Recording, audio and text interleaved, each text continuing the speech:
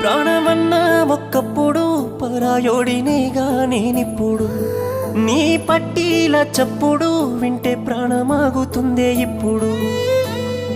చెంపదెప్ప కన్నా బాధ గుండెలుంది చూడు గదా నువ్వు వస్తే లేచిరాదా పోయే ప్రాణమే సదా నీతో లేకున్నా సంతోషమే గదా ఉంటానే నీకే దూరంగా అనుకోలేదు